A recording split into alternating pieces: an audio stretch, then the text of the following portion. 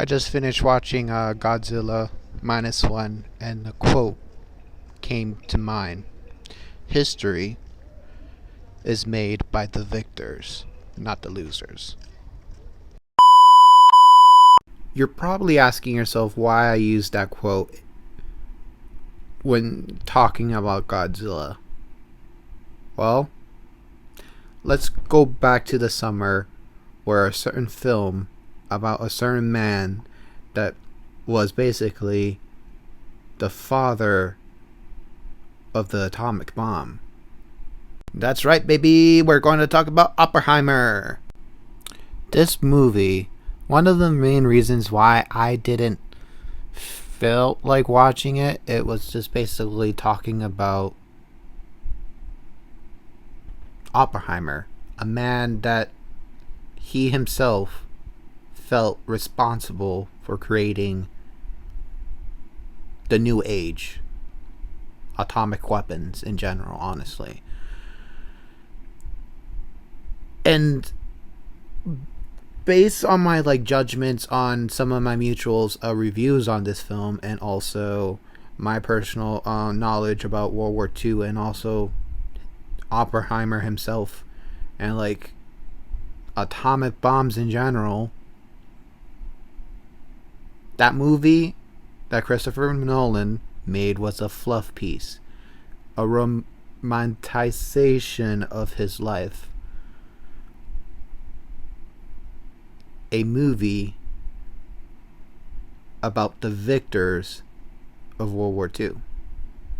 Now, when talking about Godzilla minus one, we need to understand the roots of this film.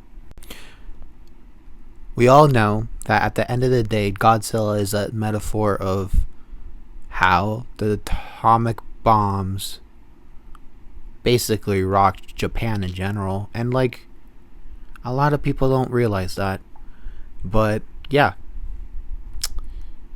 And you could see it in everything. The setting itself was post World War II. Honestly, if you really think about it, this movie was Japan's answer to Oppenheimer in a weird way. And instead of having Oppenheimer end with a bittersweet note, we get a happy ending in this one in regards to the characters. And that's another thing that I love about this movie. And especially when it comes to America Godzilla, like legendary films type of Godzilla, the one thing that us as Americans don't really understand about Godzilla is the human aspect. This movie touched that beautifully said and well done. Yeah, in regards of action sequences and CGI and other special effects or whatever, the US Godzilla films, in my opinion, got that in the bag. But what we're personally failing to understand and realize is the human aspect of it. And all I'm going to say is the score was wonderful.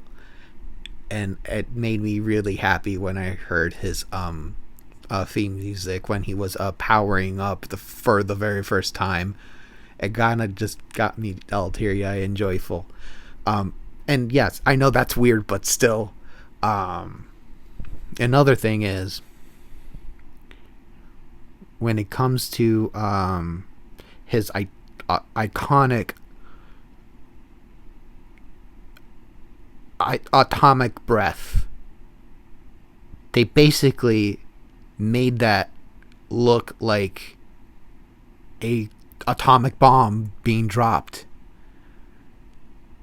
and that was very actually powerful to see, because you gotta understand,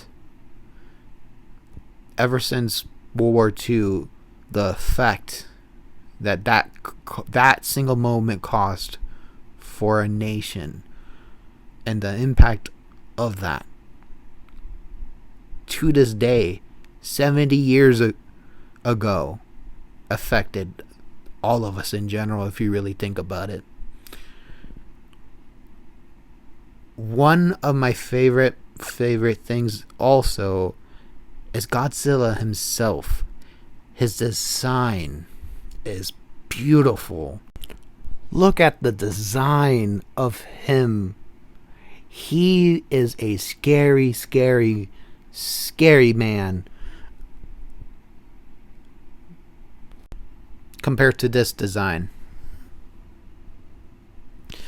For those that don't know, this is Shinji Godzilla, and I can't take this Godzilla personally seriously because his eyes look like googly eyes, and every single time I look at him I laugh because it's so freaking ridiculous. But also he's OP, very very very very powerful, and it's actually kind of funny and scary to watch his destruction. But like, honestly, when I first saw Godzilla -1 powering up, I was all giddy. I was happy, jumping and all that jazz. Just gonna say, this movie is definitely intense, but I enjoyed it, and I can't not wait what Toho is cooking up, because it's just getting me hyped for more Godzilla content, honestly. And just saying, I'm a fan of Godzilla. Just saying, I'm a nerd when it comes to Godzilla. And for those that don't know, that's one of the suit actors of Godzilla. Yeah.